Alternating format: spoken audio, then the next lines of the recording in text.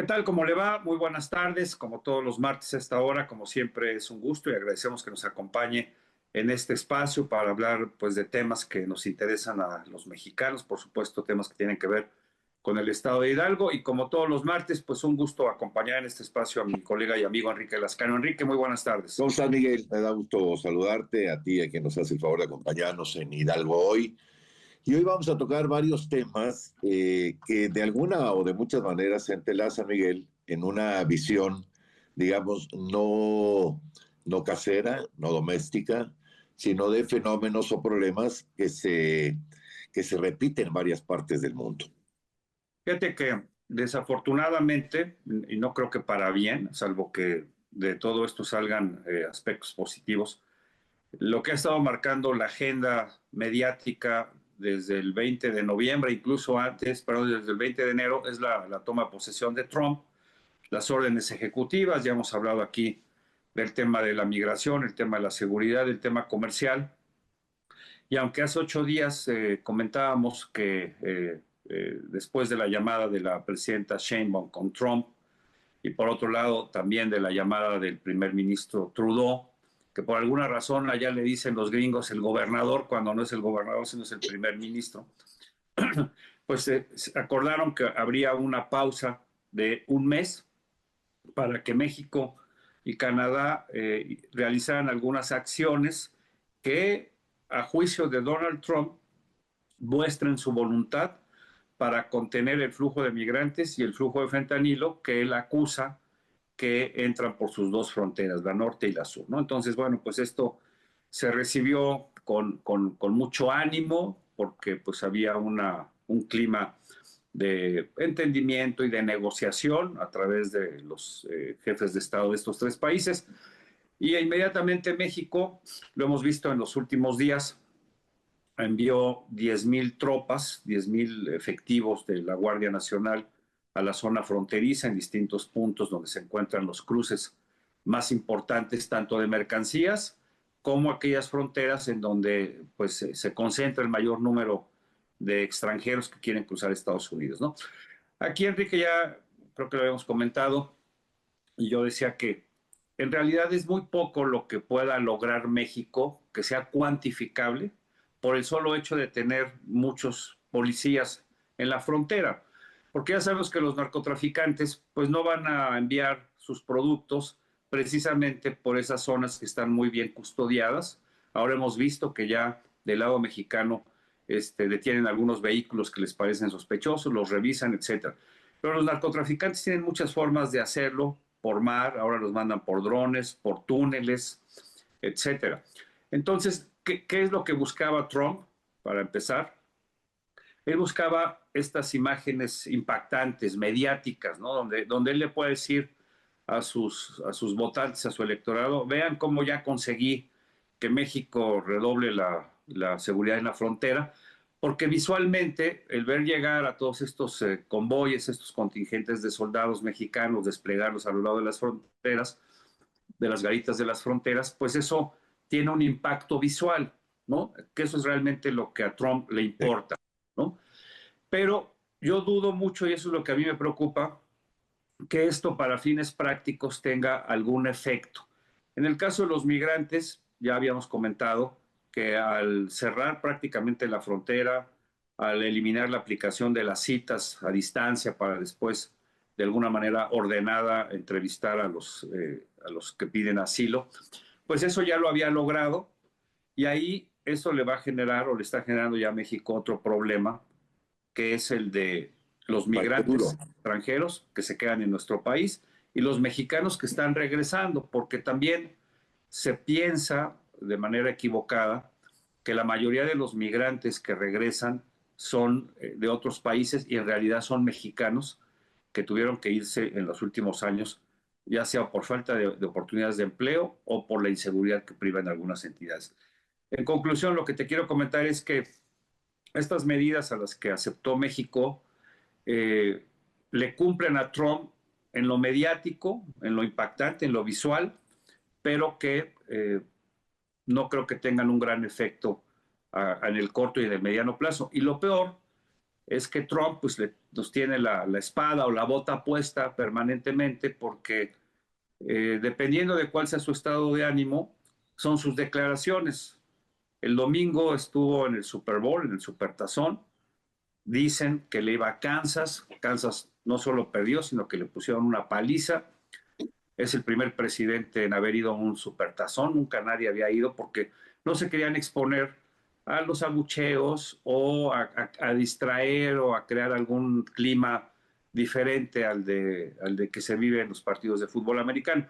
Lo hizo, perdieron y pues al día siguiente, tómala, 25% y 10% de aranceles al aluminio y al acero de todos los países que le venden a Estados Unidos, por supuesto Canadá y México, y eso esta mañana ya se concretó, ya hay una instrucción precisa para que esto entre en vigor a partir del 12 de marzo, Enrique. Entonces, pues así es muy difícil negociar y sobre todo mantener acuerdos, ¿no? Con un personaje de las características de Donald Trump.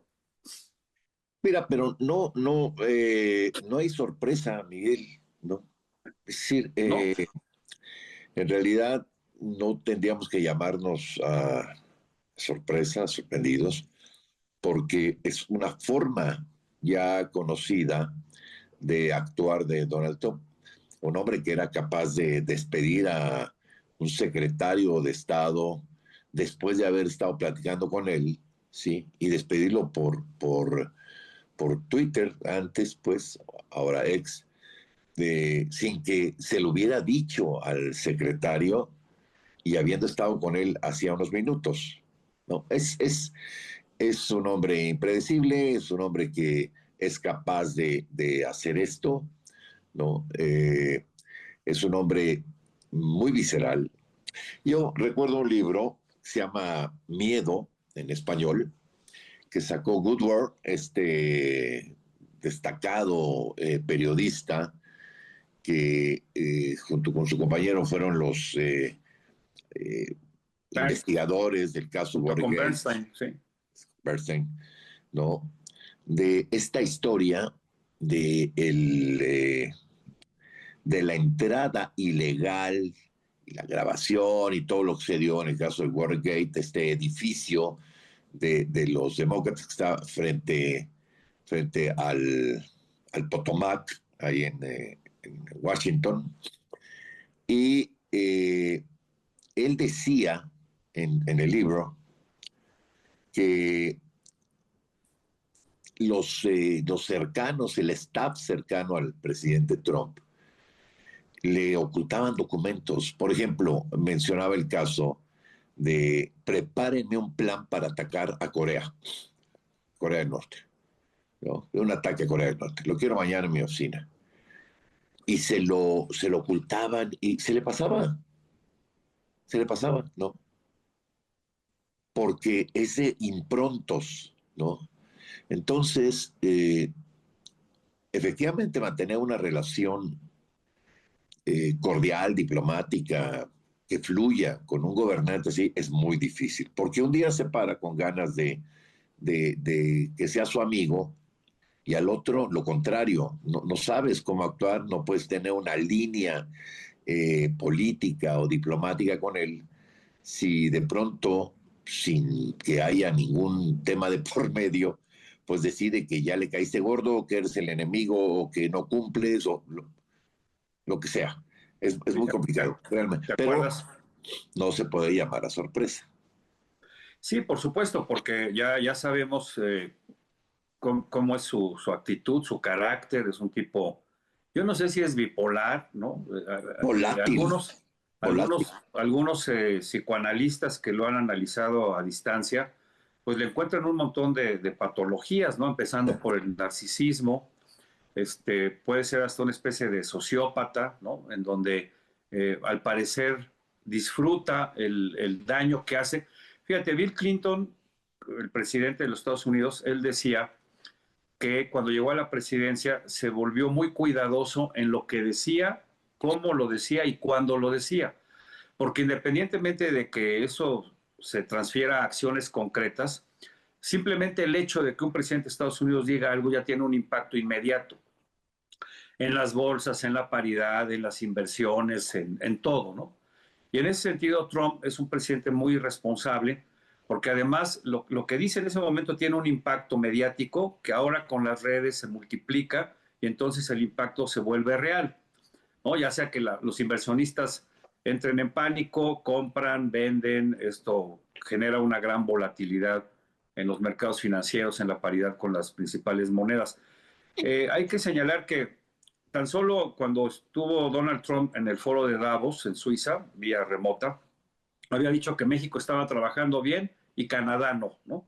Entonces acá nos sentimos un poco aliviados Aliados. y a los 2 días tómala otra vez, ¿no? Y luego vino el anuncio de los aranceles, después vino la negociación, se pospuso un mes y pues otra vez dice que lo que está haciendo México y Canadá, que es lo que yo comentaba hace un momento, no es suficiente. ¿Qué es lo que quiere Donald Trump o qué espera Donald Aparte, Trump? te voy a decir algo. No hay modo de medir en 6 días si lo que está haciendo México o lo que está haciendo Canadá es bueno o malo, o es suficiente o no. Es una forma de negociar, Miguel. Es que tenemos que entenderlo así, tenemos que entenderlo. Pero, Es una exacto, forma. es una forma de negociar, pero ahora, ¿qué es lo que quiere? Bueno, pues ¿No? Ya le pusiste los soldados en la frontera, México ha reforzado los operativos para identificar laboratorios de fentanilo, metanfetaminas, otras quieren que drogas, hagas más, y quieren que hagas más. las han de alguna manera identificado y han hecho buenos decomisos. Quieren que hagas Pero más. ¿qué queremos? ¿Qué quiere? A ver, esto del arancel, que si quieres ahorita ya vamos a ir a una pausa, lo hablamos más ampliamente. Muy bien. Pero el tema de los aranceles es verdaderamente demencial al aluminio y al acero, porque México le compra más de estos productos a Estados Unidos que los que Estados Unidos nos compra a México. O sea, somos un país deficitario en estos productos que son muy importantes en las cadenas de valor, sobre todo para la industria automotriz. Triste. Entonces México le compra a varios países, entonces Estados Unidos, para hacer vehículos o autopartes y después regresar a los Estados Unidos, porque son parte de las cadenas de valor.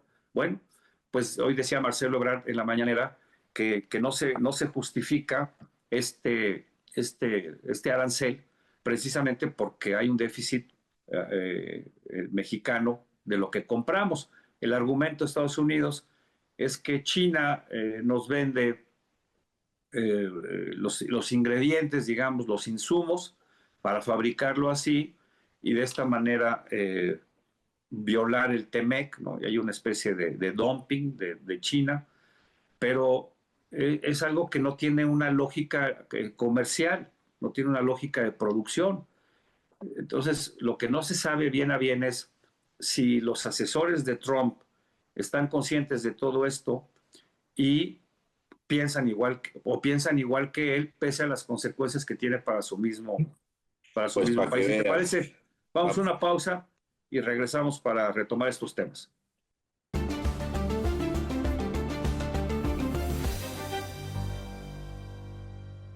De aquí para arriba, estoy hablando de Estados Unidos, la balanza comercial de Estados Unidos. O sea, ¿cómo le va a Estados Unidos si gana o si pierde con cada país en materia de acero y aluminio? Con México, ¿cómo le va a Estados Unidos?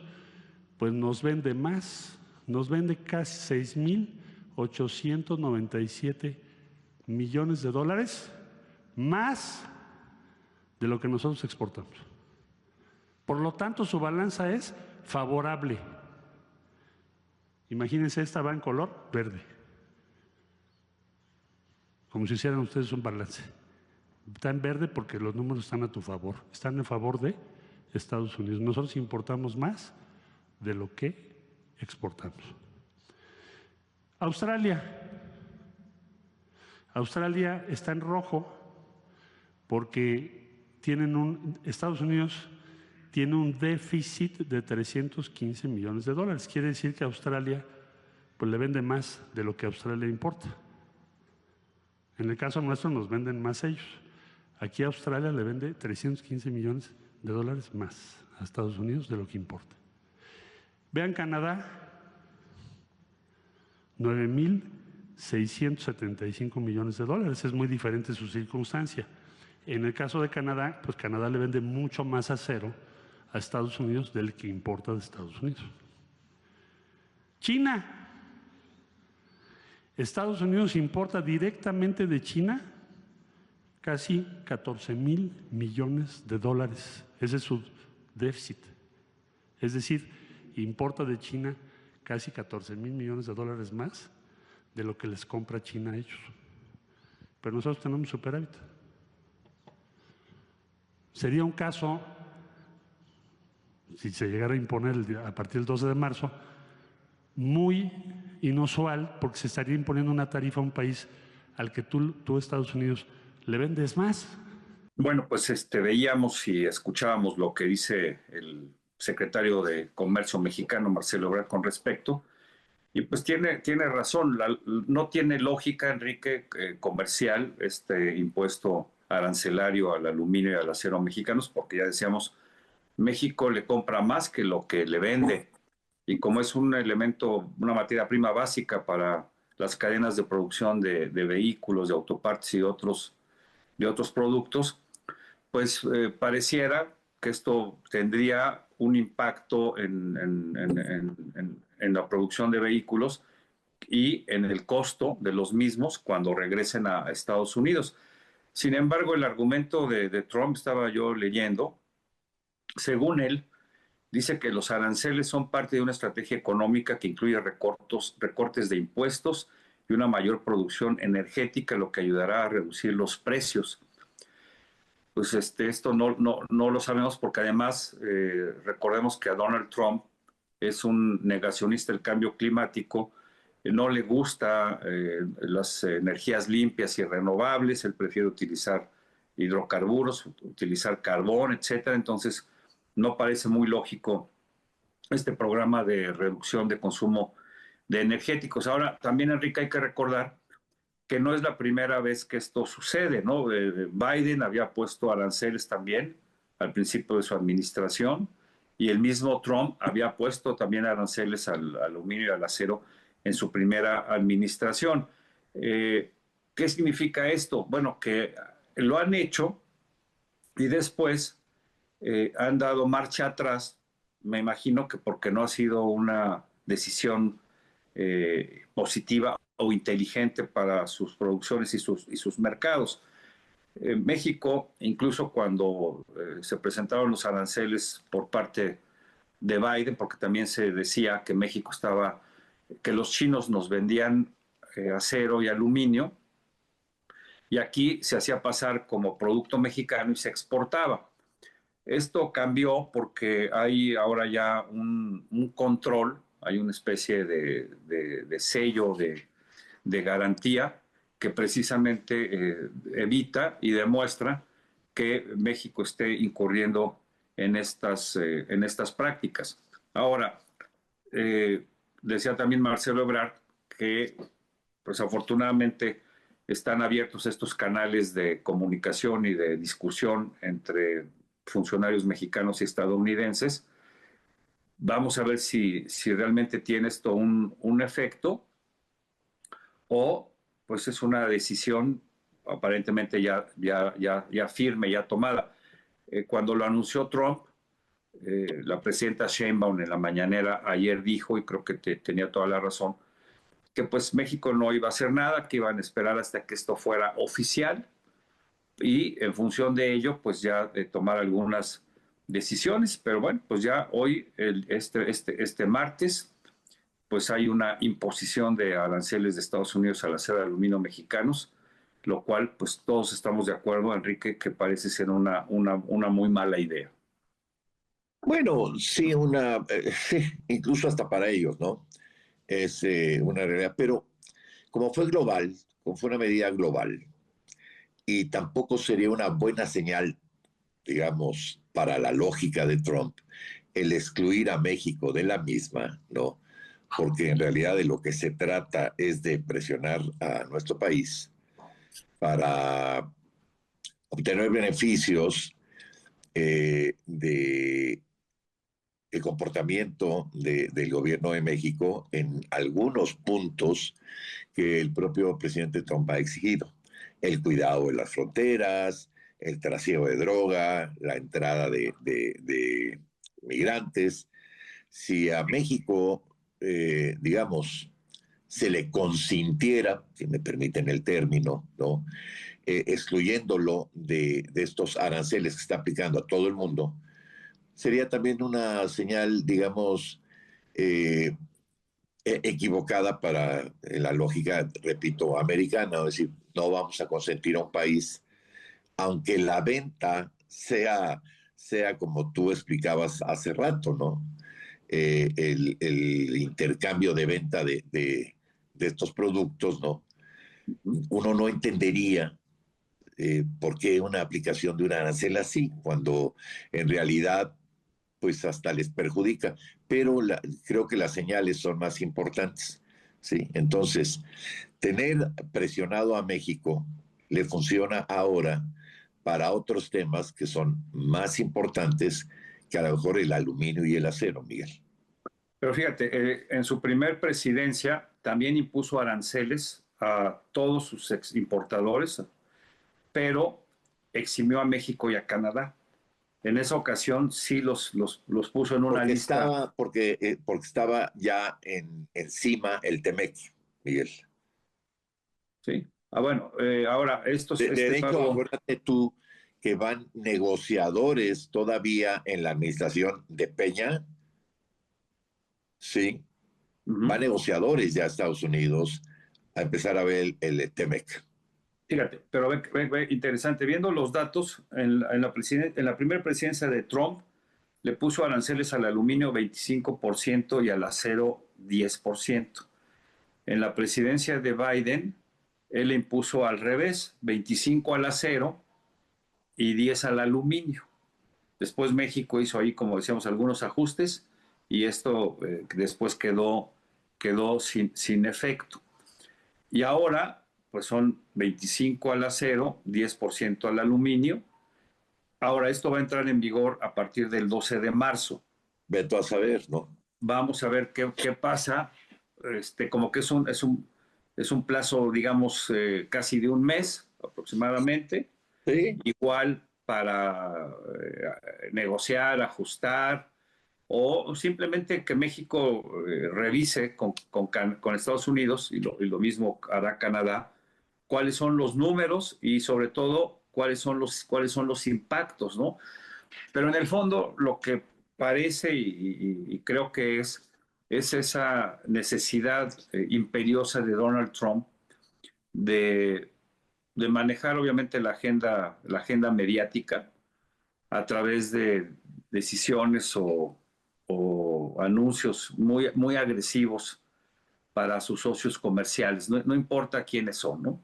Pero en el fondo no se mete directamente de una manera tan frontal con China, porque el verdadero enemigo comercial por el déficit que tiene tan grande con China, el que tiene Estados Unidos es precisamente con China. Y entonces ahí, digo, lo comentamos en la toma de posesión, no invitó personalmente a Trump, perdón, a Sheinbaum ni a Trudeau, pero sí invitó al primer chino, ahí Jinping.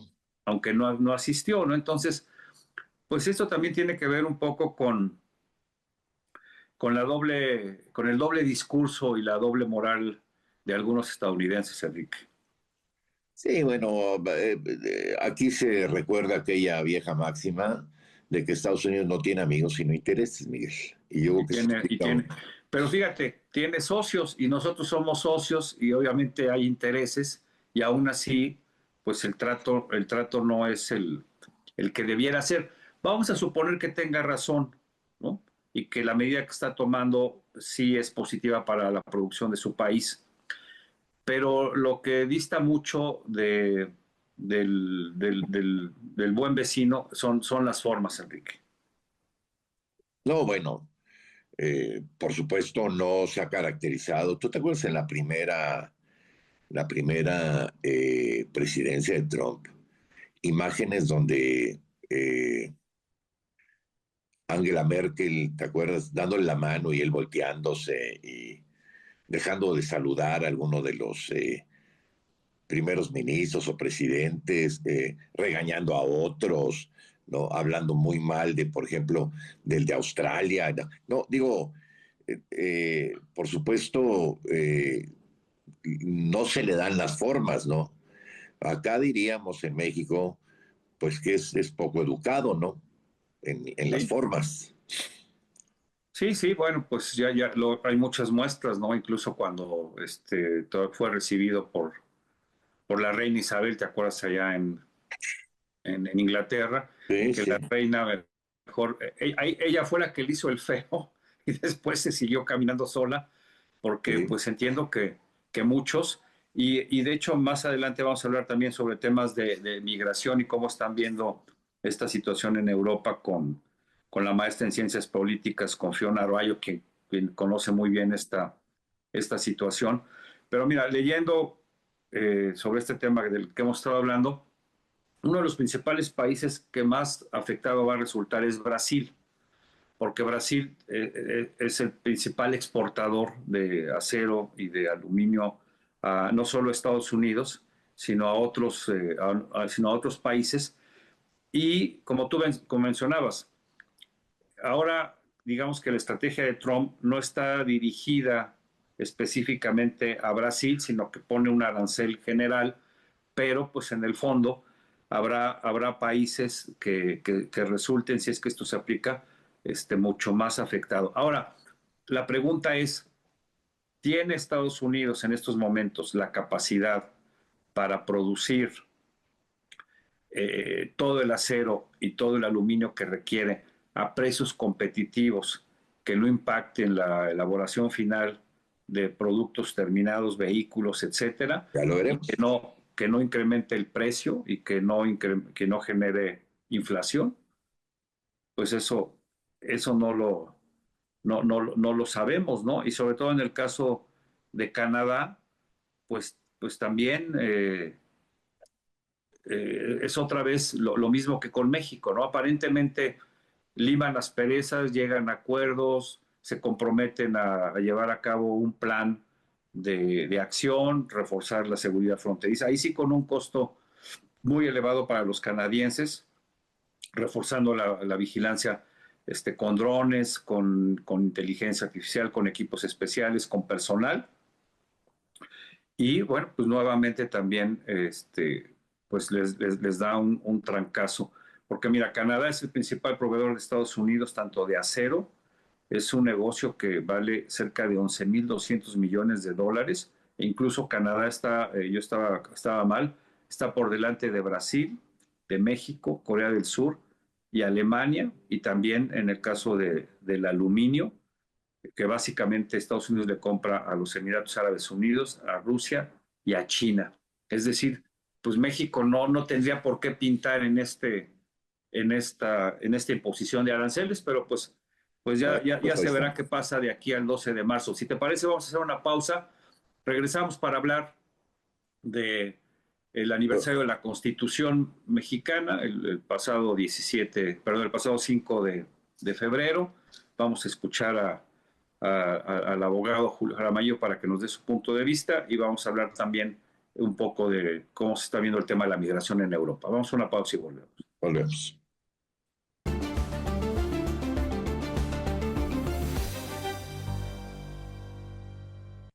Bueno, ya estamos de nueva cuenta con usted y qué duda cabe que una fecha como el 5 de febrero en México tiene un peso específico interesante, histórico diría yo, porque no puede uno dejar de pensar en pues lo que está sucediendo en términos del recambio de funcionarios que habrá a partir de junio en el Poder Judicial.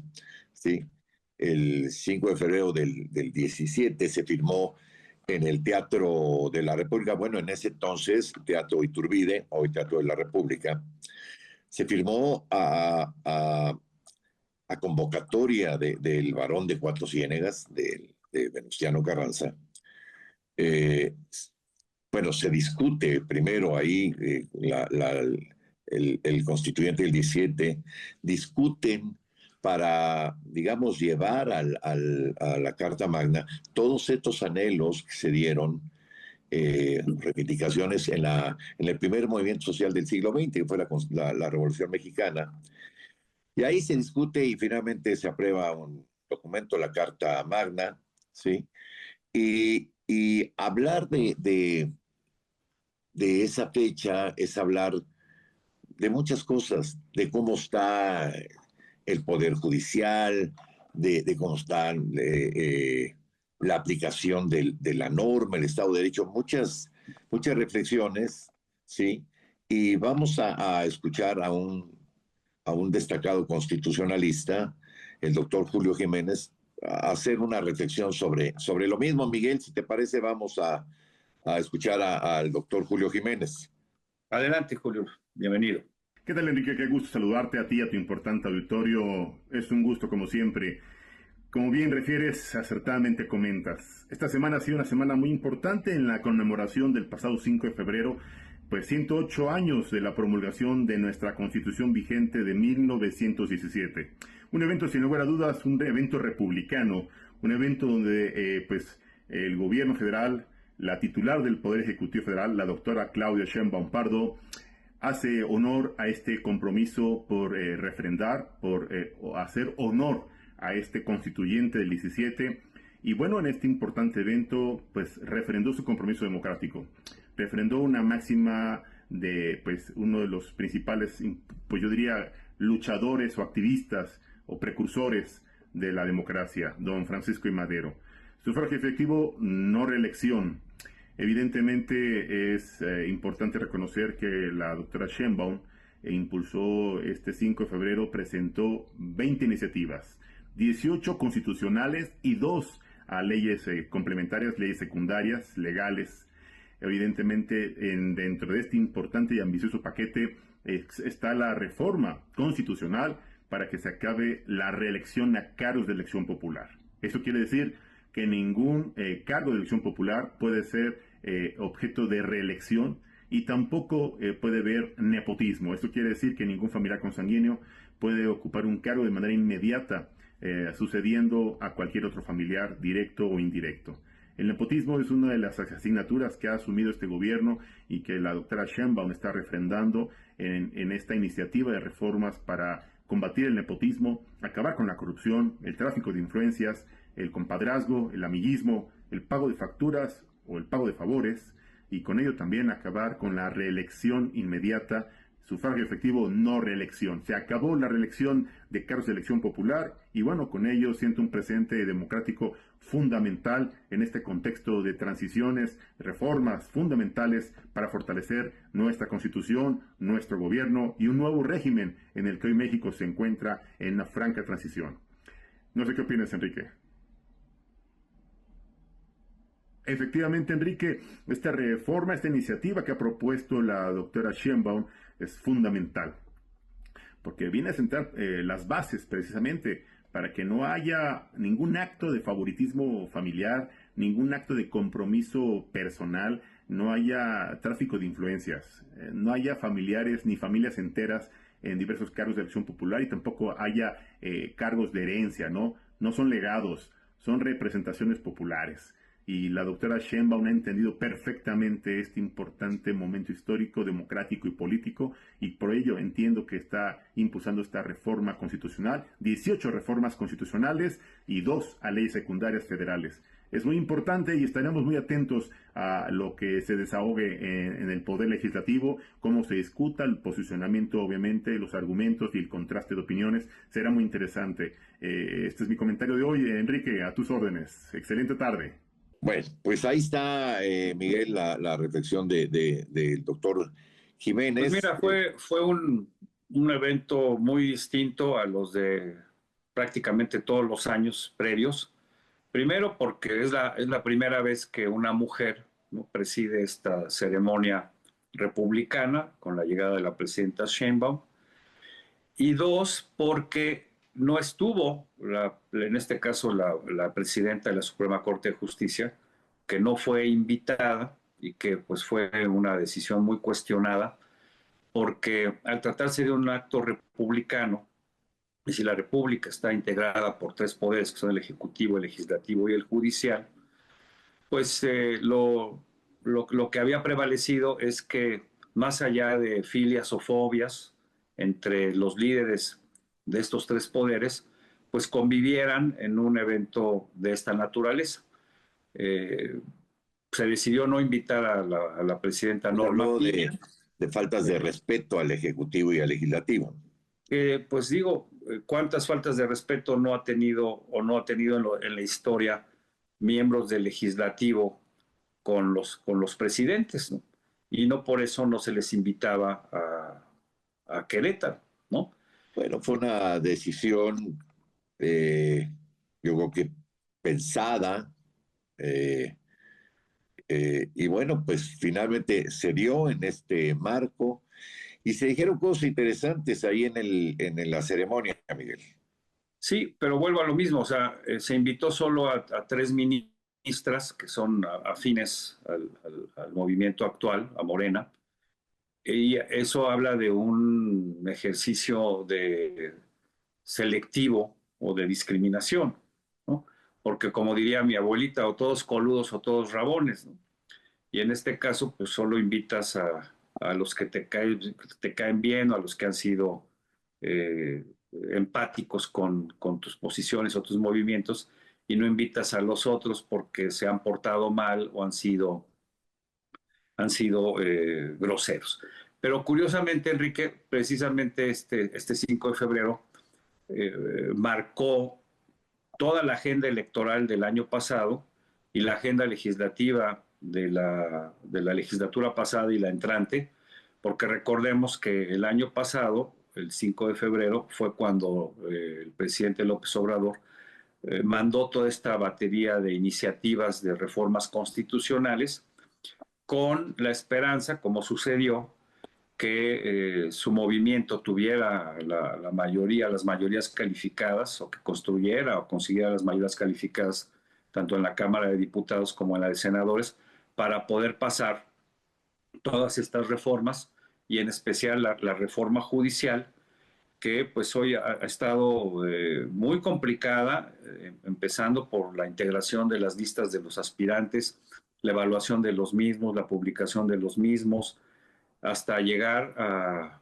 pues simplemente la desaparición del Comité de Evaluación del Poder Judicial, cuyas funciones las tuvo que asumir el Poder Legislativo por instrucción del Tribunal Electoral, y que ante la falta de tiempo, en esta camisa de fuerza de tiempo que se impusieron ellos, pues tuvieron que llegar al hecho de sortear a los aspirantes en una tómbola, en una insaculación, como se le llama pomposamente, y que ahora pues también está en entredicho esta lista porque la Suprema Corte la desconoció, no la avala porque no hubo precisamente un proceso de evaluación de los perfiles, y se supone que ahora el legislativo tiene la posibilidad de mandar directamente esas listas al INE, y si así sucede, entonces vamos a ver qué va a hacer el INE, ¿no? Y qué le va a ordenar en todo caso el Tribunal Electoral, que ahora pareciera que tiene más facultades o más poder que la propia Suprema Corte de Justicia. Entonces, todo esto empezó el 5 de febrero pasado, llevamos más de un año con todo lo que ha sucedido, y pues desafortunadamente esto sigue complicando un proceso que de por sí, por ser inédito, ya era un proceso pues difícil, complicado, y vamos a ver en este tema, a ver qué sucede en los próximos días. Bueno, sí, como es un proceso inédito, y no es que sea una excusa de cómo hacer las cosas, eh, pero sin duda alguna los procesos, cualquier proceso, en el primer intento de hacerlo, pues siempre tiene circunstancias y complicaciones que se dan en la lógica de ser la primera vez que se hacen. No hay una experiencia previa, no hay una forma de imitar algún proceso que ya haya sido exitoso. Me parece que estaba en el presupuesto que surgieran circunstancias complicadas. Habrá que esperar finalmente para hacer un análisis asertivo. Creo que habrá que esperar la prueba del tiempo, ¿no? Ver finalmente cómo ocurren las cosas, ¿sí? Y hacer una evaluación del mismo que será después del 1 de junio, Miguel. Sí, aquí el problema es si era tan novedoso, tan complicado, ¿para qué ponerse plazos tan cortos en un proceso que resulta largo y que resulta muy laborioso? Y bueno, pues vimos lo que pasó en el Senado, ¿no? En esta tómbola donde confundieron los géneros, resulta que sacan una bolita con un hombre y que es aparentemente mujer, y luego sacan otra que era hombre, pero después se dan cuenta que la primera era del género masculino, y entonces al segundo, que por cierto es un juez que yo conozco desde niño porque éramos vecinos, Alejandro Santos Contreras, él ya estaba, digamos, ya había entrado, pero cuando se dan cuenta que se equivocaron con el género, entonces ya no participa el segundo y lo dejan fuera de esta lista, ¿no? Digo, son situaciones que se presentan pues por la inexperiencia, por la premura, pero por eso insisto, creo que debieron de darse más tiempo para poder desarrollar un procedimiento más acabado, más, más pulcro y sobre todo más eficiente, ¿no? Porque pues esto sigue generando muchas dudas con respecto a quiénes son los perfiles que van a llegar. Yo creo que sería bueno la próxima semana conversar aquí en Hidalgo con varios de pues de las personas que tendrán que ver o que están teniendo que ver con el proceso de selección de los juzgadores en el estado de Hidalgo. Por ejemplo, en el Estado de México, ahí dijeron que no iba a haber tómbola, ¿no? Que ahí iba a ser un proceso completamente distinto, porque cada estado, pues entiendo que está llevando a cabo este proceso dependiendo de sus características. Si te parece, vamos a hacer una pausa. Regresamos a nuestro último bloque para escuchar la opinión de Fiona Arvalo para que nos hable de lo que está sucediendo también en temas de comercio y migración en Europa con respecto a la llegada de Donald Trump. Regresamos.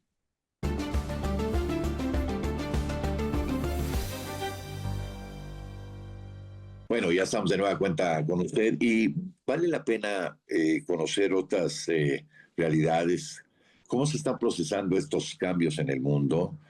Y hablo de, pues, el tema de migración, el tema de la ultraderecha que en Europa, Miguel, está recobrando una fuerza bárbara. Meloni, en Francia el movimiento de Le Pen, en fin, Hungría, en Polonia, en Turquía. Polonia. ¿Cómo se mira ahora? Conviene para identificar y estar claros de lo que está pasando en el mundo, no solamente nuestra realidad, sino cómo se viven estos fenómenos, ¿sí? Del otro lado del océano.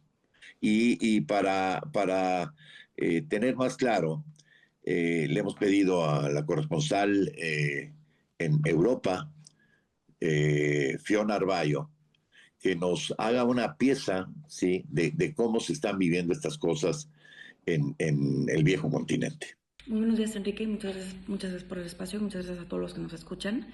El tema que voy a estar abarcando hoy es el mito de la migración, y esto es porque, bueno, ahorita con todas las olas de deportaciones masivas que tiene Estados Unidos, pero también porque es un tema muy controversial en Europa y es un tema que sigue creciendo bastante, y es un tema que pienso yo, mi opinión personal es que está muy desinformado. Entonces, bueno, la narrativa que domina el imaginario de la inmigración, creo que nosotros, la mayoría de nosotros lo entenderemos como algo muy negativo porque existen varios mitos que perpetúan esta imagen. Entonces el primero, por ejemplo, es que elevan la tasa de criminalidad, otro es que afectan el desarrollo económico de un país, a la mano de esto afectan el mercado laboral, por último que son una amenaza para la identidad cultural de un país, y vamos a estar desmintiendo estos mitos. Entonces, bueno, para empezar, quiero hablar de quién se beneficia de perpetuar esta narrativa y cómo y por qué. Y hay que entender que es más fácil perpetuar esta narrativa cuando existe una percepción de una crisis económica o sociocultural incluso. Entonces, por ejemplo, una recesión económica, una inseguridad sobre la estabilidad laboral, cuando se percibe más la inseguridad en un país, cuando hay una crisis de identidad cultural, etc. ¿Y quién perpetúa esta narrativa? Pues más que nada partidos de ultraderechas, pero sí quiero hacer un énfasis en el discurso populista, porque el discurso populista utiliza esta idea de el nosotros idealizado versus el ellos peligroso, o también lo conocemos como el 1% versus el 99%, y un ejemplo muy perfecto de este discurso es el de Donald Trump, donde el nosotros se vuelve el americano blanco versus el ellos, que son todas estas minorías que vienen a robar trabajos, a asaltar gente, a arruinar la economía, etcétera, etcétera.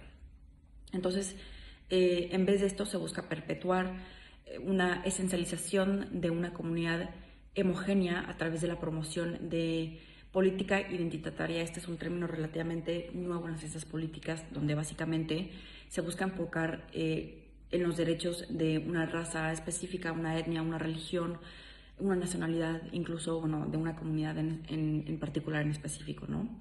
Entonces, bueno, vamos a desmentir la narrativa un paso a la vez, empezando por la idea de que elevan la tasa de criminalidad, y aquí voy a hacer referencia a una serie de estudios que la Comisión Europea analizó, donde se desmiente justo esta idea y dice que no hay prueba alguna de que exista un enlace entre la percepción del crimen elevado y la migración. Entonces la conclusión aquí es que el crimen por migrantes es la excepción y no la regla. Entonces en Europa, por ejemplo, el terrorismo posiblemente es el crimen que más se le aúna a los migrantes, porque la mayoría de ellos son musulmanes. Y desde el año 2000, por ejemplo, han habido 674 ataques yihadistas. Ahora, un estudio, un reporte del Globes que se llama, titulado Who are the European Jihadists, llega a la conclusión de que de 197 casos que investigaron, 144 eran cometidos por individuos que habían vivido la mayoría de su vida o toda su vida en Europa. Esto quiere decir que menos de una docena habían sido migrantes, o sea, el 0.2% de los casos cometidos. Entonces la conclusión aquí es que el terrorismo o el crimen europeo es mayormente doméstico. Otra cosa que hay que considerar el rol de los medios, y esto es porque a los ataques terroristas, que tienden a ser como muy dramáticos, se les da mucha cobertura a través de los medios, cuando otro tipo de crímenes, como es el asalto, las violaciones, etcétera, pudieran no darle la suficiente cobertura.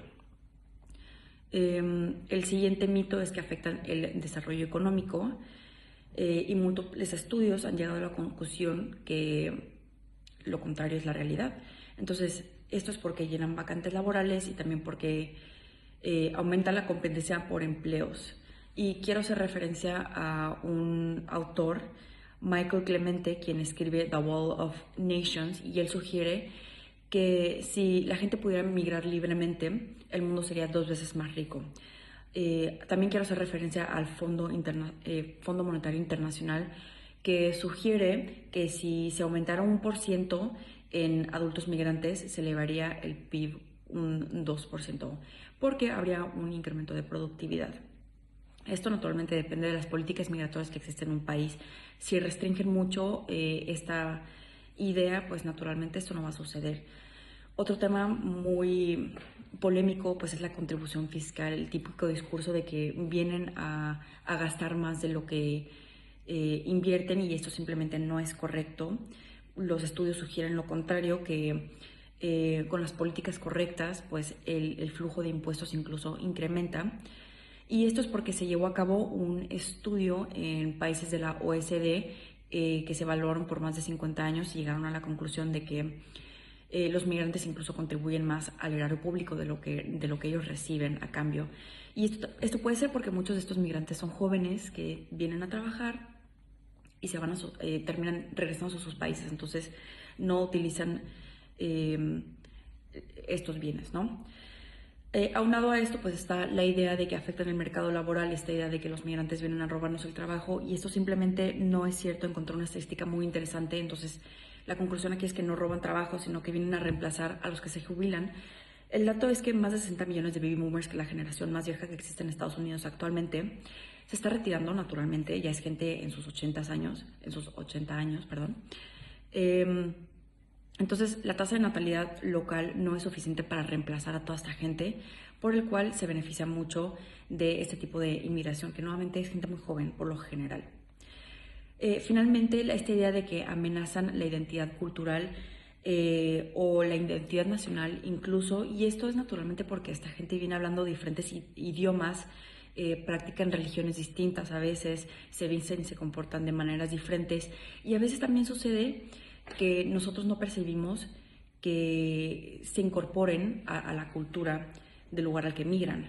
Migran en grupos relativamente grandes, entonces los podemos percibir como que son muchos en número, ¿no? En Europa, por ejemplo, que nuevamente la principal demográfica migratoria es musulmana, existe esta noción de que vienen a reemplazar a la comunidad local. En la última década han migrado más de 1.3 millones de personas a Europa. Musulmanes específicamente son el 6% de la población europea actualmente, aproximadamente. Y estas, como menciono, tienden a concentrarse en comunidades en ciertas ciudades, entonces la gente percibe como que pudieran ser más de lo que son, y entonces son una amenaza para su identidad nacional. Un informe de la Open Society Institution, como sea, dice que el 55% de los musulmanes no se sienten aceptados y que el 61% sienten una identidad nacional incluso. Entonces, el problema aquí es que tienden a ser marginalizados, por el cual a veces es muy difícil para ellos adaptarse a la cultura a la que llegan, ¿no? Aunado a esto, pues la política identitaria que mencionaba previamente es un discurso que facilita mucho la perpetuación de esta imagen de que vienen a dañar la identidad cultural o que vienen a reemplazarnos, y porque es un discurso muy xenófobo y racista.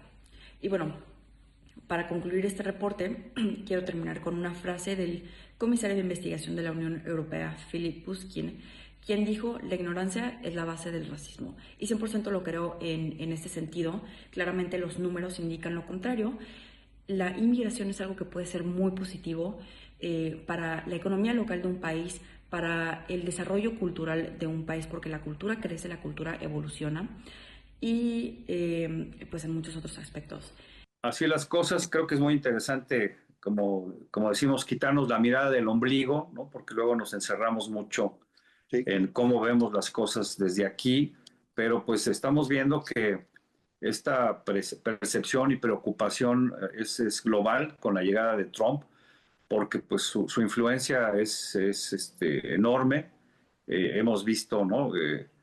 En América las simpatías y similitudes con Bukele, el presidente de El Salvador, con Milei, el presidente de Argentina, ¿no? Que ellos sí fueron invitados a su toma de posesión, y como hay una pues simpatía entre ellos y comparten una serie de temas, pues ya tan solo decir que en Argentina también, al igual que Trump, pues ya se prohibió toda esta agenda de género, la posibilidad del cambio de sexo en menores de 18 años, todos estos temas de la agenda woke y demás.